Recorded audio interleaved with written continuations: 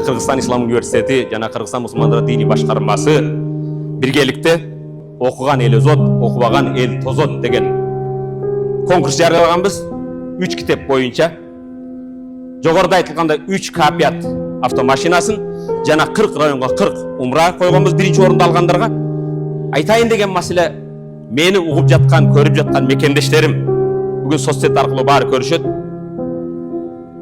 Мен могу азиздерибиз, мүмкүнчүлүгү чектелген инсандардын берилип моундай китептерди окуп, коомдо ушундай жарышып, аракет кылып жатканын көрүп, кээде ден соолугу чың, алты саны аман болгон адамдарга кайрылам. Келгиле, уялалы, окуйлу, илим алалы.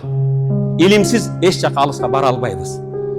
Пайгамбарыбыз алейхисалам кимдин бүгүнкү күнү кечеги күнү менен окшош болуп калса, ал жашоодон уткузду дейт. Кимдин бүгүнкү күнү кечеги күндөн начар болсо, ага наалат болсун дейт. Наалатка калбайлы да, келиңиздер, окуйлу, үйрөнөлү, илим билим алалы, элибизге, жерибизге кызмат кылалы.